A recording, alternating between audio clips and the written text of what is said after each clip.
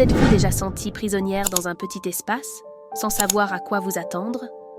J'étais là, dans l'ascenseur de mon immeuble, avec les murs fermés autour de moi. L'atmosphère était tendue. Je n'étais pas seule. À mes côtés se trouvait Julien, mon collègue de travail, toujours si charmant et en même temps un mystère. Il avait un charme irrésistible qui me rendait confuse. Pourtant, il y avait quelque chose de plus profond dans ses yeux qui m'intriguait. Julien était marié, et cela compliquait tout. Je savais que notre relation était un terrain dangereux. C'était le genre d'homme qui savait attirer l'attention, mais sa vie semblait pleine de secrets. La tension entre nous grandissait chaque jour, mais nous gardions toujours les apparences au bureau. L'ascenseur, qui était normalement un espace neutre, semblait maintenant chargé d'électricité. Un jour, lorsque l'ascenseur s'est arrêté brusquement entre 2 étages, l'ambiance a changé. Le regard de Julien s'est fixé sur moi d'une manière que je n'avais jamais vue auparavant. Mon cœur s'est emballé et le doute a commencé à s'installer. Il était sur le point de me révéler quelque chose, et je n'étais pas sûre d'être prête pour ça. Le silence s'est prolongé, puis, avec un geste inattendu, il s'est rapproché.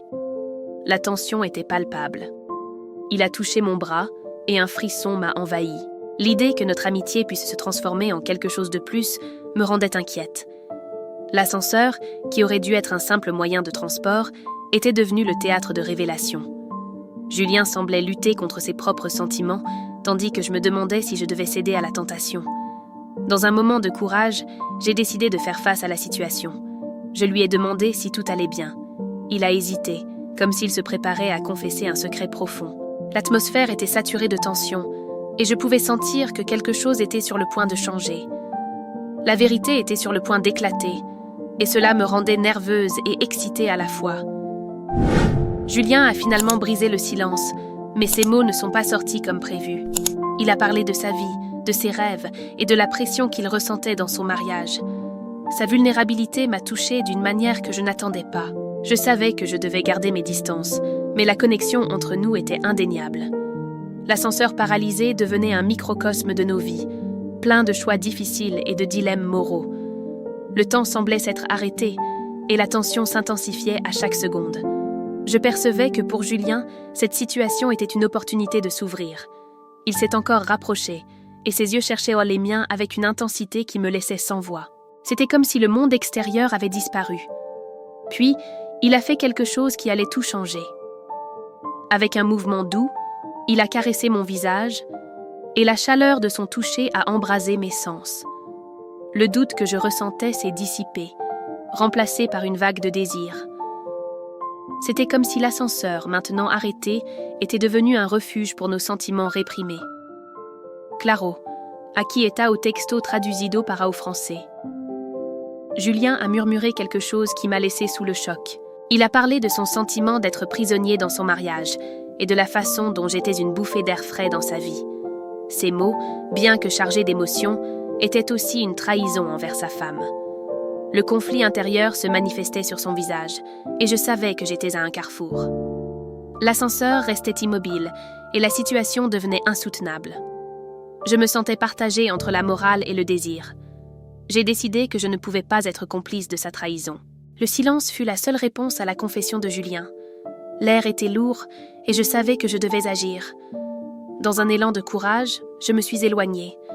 La décision de ne pas céder à l'impulsion du moment était difficile, mais nécessaire. J'ai regardé Julien dans les yeux et lui ai dit qu'il devait régler sa vie avant de penser à nous.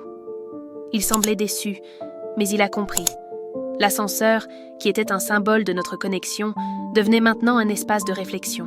Les minutes s'écoulèrent lentement, alors que nous attendions que l'ascenseur se remette en marche. Le silence était assourdissant, mais la tension avait changé de forme. Il y avait maintenant une compréhension mutuelle, même si elle était douloureuse. Julien savait que la vie qu'il menait n'était pas celle qu'il désirait vraiment, et j'étais consciente que la trahison ne mènerait jamais à une fin heureuse. Lorsque l'ascenseur a finalement recommencé à bouger, une nouvelle réalité se présentait. J'ai regardé par la porte alors que les lumières de l'étage approchaient. Quelque chose en moi avait changé, même si la situation restait la même. La décision de ne pas aller plus loin avec Julien était un poids, mais aussi un soulagement. En sortant de l'ascenseur, la vie a repris son cours normal, mais la connexion entre nous avait été altérée pour toujours. La tension flottait encore dans l'air, mais nous avions maintenant une compréhension plus profonde de nos sentiments. Je savais qu'il aurait besoin de temps pour gérer sa vie et les sentiments qu'il avait éveillés en moi. À partir de ce jour, tout a changé. Le regard que nous échangions au bureau portait désormais un nouveau sens. Il y avait un mélange de tristesse et d'espoir. Nos chemins s'entrecroisaient, mais nous étions conscients que nous allions dans des directions différentes. La vie continuait, pleine de défis et d'opportunités, mais le souvenir de ce moment dans l'ascenseur ne disparaîtrait jamais. Les semaines suivantes ont été une épreuve de résistance. Julien semblait plus distant, luttant contre les sentiments qu'il avait révélés. L'environnement de travail était devenu un champ de bataille émotionnel. Je tentais de garder ma contenance, mais la tension était palpable. Nos regards se croisaient, et le souvenir de ce qui avait failli arriver planait entre nous. Les conversations sont devenues plus courtes, et une atmosphère inconfortable remplissait l'espace. Chacun de nous combattait ses propres batailles intérieures.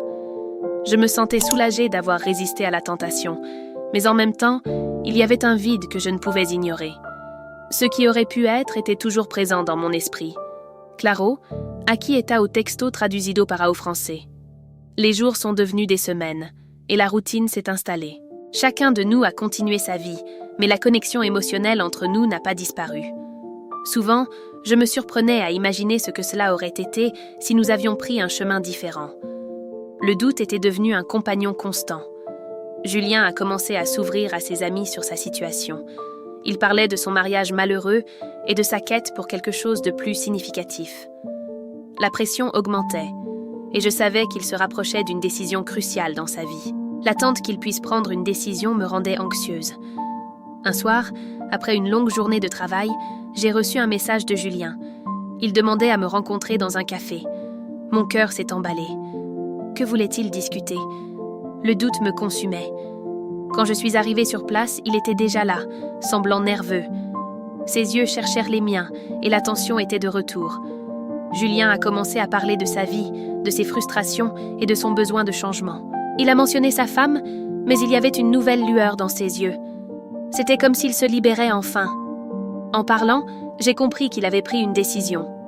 Mon cœur battait la chamade, et je savais que quelque chose d'important était sur le point de se produire. La conversation s'est rapidement transformée en confession. Julien s'est déclaré, pas seulement comme un ami, mais comme quelqu'un qui souhaitait quelque chose de plus. La certitude dans sa voix était indéniable. Il avait décidé qu'il ne pouvait plus vivre un mensonge. J'étais sous le choc, mais en même temps, un sentiment d'espoir commençait à naître en moi. Mais la réalité était complexe, et la trahison planait encore sur nous. Je savais que sa vie n'était pas simple, et la décision qu'il était sur le point de prendre aurait des conséquences. La tension montait, et je me sentais partagée entre la joie et la responsabilité. Que ferions-nous ensuite ? La conversation s'est prolongée toute la nuit, et la connexion entre nous s'est intensifiée. Chaque mot que nous échangions était chargé de sens, et l'atmosphère devenait de plus en plus électrique. Le doute était toujours présent, mais le désir devenait de plus en plus fort. La décision de Julien de quitter sa femme était sur le point de se concrétiser, et je savais que cela ne pouvait pas être une simple option. Il devait être honnête avec lui-même et avec tous ceux qui l'entouraient. Ce qui avait commencé dans l'ascenseur avait évolué en quelque chose qui défiait les normes et les attentes. La nuit s'est terminée, mais l'histoire était loin d'être terminée. Que ferions-nous à partir de là ? L'avenir était incertain. L'ascenseur, qui avait été le théâtre de tant de révélations, devenait maintenant un symbole de choix difficiles. Je savais que le voyage ne faisait que commencer et la décision de Julien serait le premier pas vers un nouveau chemin. Le dilemme moral sur ce qui était bien et mal continuait de hanter nos conversations. J'étais confrontée à la réalité que le désir et l'éthique ne vont pas toujours de pair. Claro, aqui está o texto traduzido para o français. Ce que je voulais, plus que tout, c'était que Julien trouve sa propre vérité. Mais je ne voulais pas être la raison de sa douleur. La pression augmentait, et les conversations devenaient de plus en plus profondes et chargées d'émotions. Cette nuit-là, alors que la lune éclairait la ville, Julien m'a confié ses peurs. Il a parlé de ce que cela signifiait pour lui de quitter sa femme, de ce que ce serait de faire face au rejet et à la désapprobation de la société.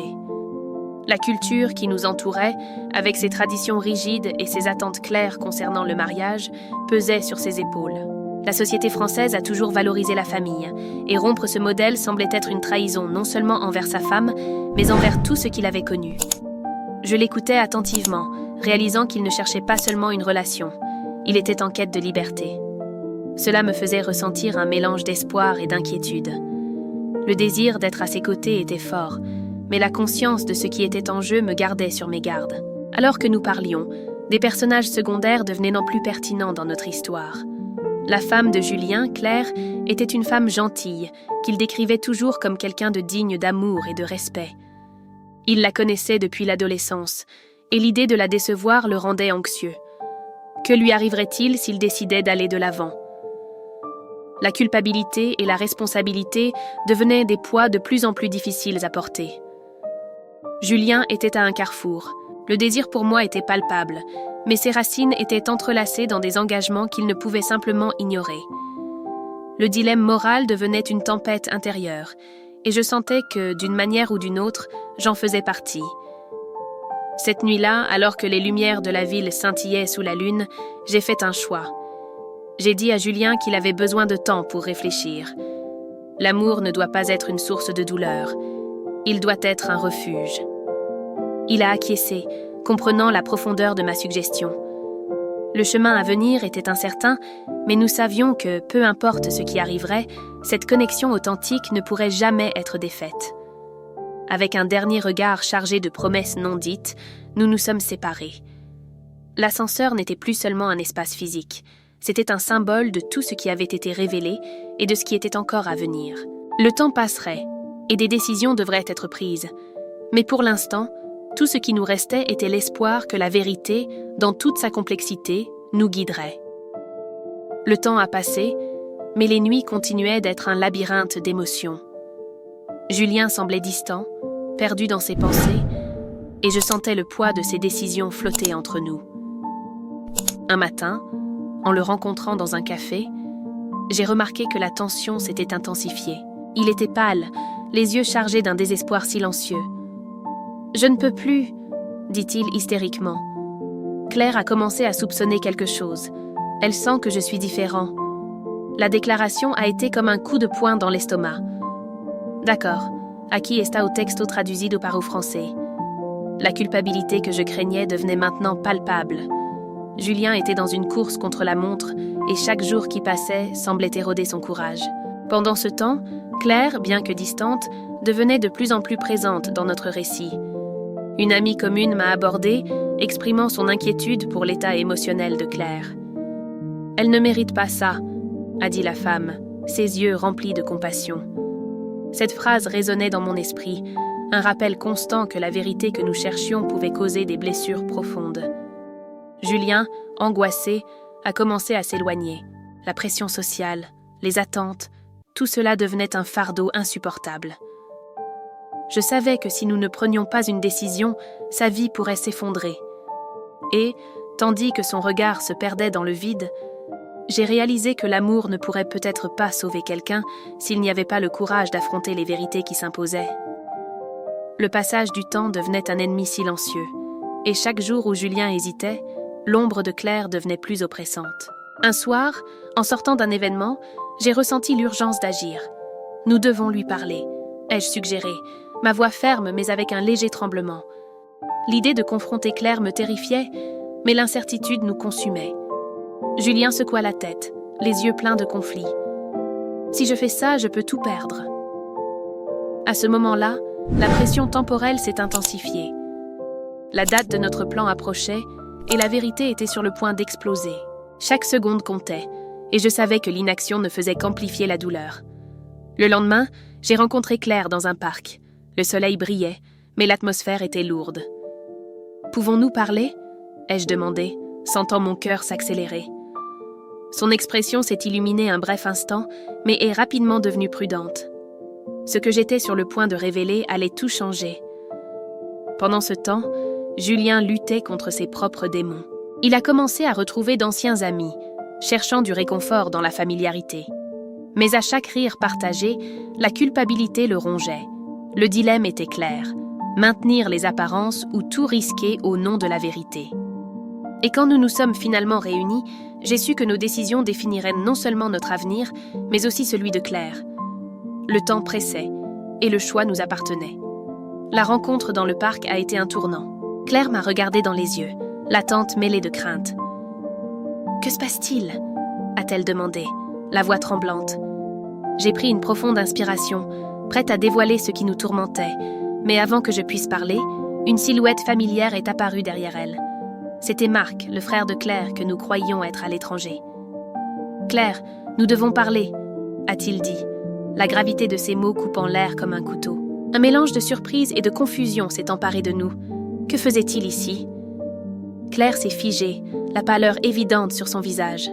« Marc ?» murmura-t-elle, l'incrédulité transparaissant. Claro, à qui est au texto traduzido para au français. Julien, qui m'accompagnait, resta silencieux, les mains tendues le long du corps. Que savait-il ? Ce qui était sur le point d'être révélé pouvait tout faire s'effondrer. Ils ont découvert, continua Marc, sa voix basse mais ferme, à propos de ce qui est arrivé avec le père. L'impact de ces mots nous frappa comme un tsunami. Le passé que nous pensions enterré refaisait surface, menaçant de démanteler nos vies. Claire me regarda, les yeux pleins de questions, et à cet instant, je réalisais que la vérité que je comptais révéler n'était rien comparée au secret que Marc apportait. La tension augmenta, et l'avenir devenait une toile blanche, pleine d'incertitudes. Les yeux de Claire s'écarquillèrent, et l'expression de Julien se durcit. L'air autour de nous semblait vibrer avec la révélation de Marc, et l'atmosphère se chargea d'un silence lourd. « Qu'est-ce que tu veux dire par découvert ?» demanda Claire, sa voix presque un murmure. Marc fit un pas en avant, sa posture décidée, mais je pouvais voir l'hésitation dans son regard. Ils savent pour la dette, sur comment... Tout est arrivé. À chaque mot, le poids de la révélation augmentait, et je sentais la tension entre nous, comme si un fil prêt à se rompre soutenait nos vies. Julien, incapable de se contenir, demanda « Qui sait ? Qu'est-ce que tu caches ?» Le ton de sa voix était tranchant, et je réalisais que la confiance entre nous commençait à se désintégrer. Claire semblait au bord des larmes, la confusion sur son visage reflétant le chaos qui s'installait dans nos dynamiques. « Ce n'est pas ce que tu penses », insista Marc, mais le fracas de ses mots résonnait dans nos cœurs.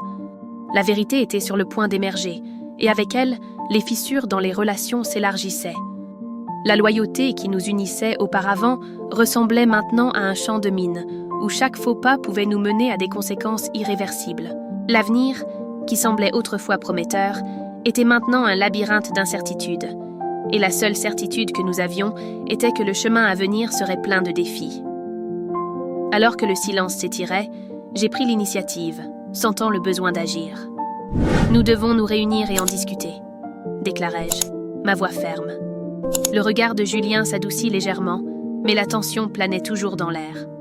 Claire, essuyant une larme, acquiesça, cherchant du soutien en moi. Je l'observais, déterminée à être l'encre dans cette mer d'incertitude. Marc, toujours hésitant, me regarda avec un mélange de gratitude et de préoccupation.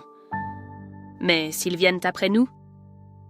Sa question flotta dans l'air, mais je ne pouvais pas permettre que la peur nous domine.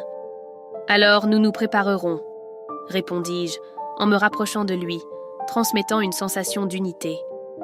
Ce qui était autrefois un groupe uni exigeait maintenant un nouveau type de collaboration. J'ai commencé à élaborer un plan, distribuant les tâches, et j'ai réalisé que mon leadership émergeait naturellement.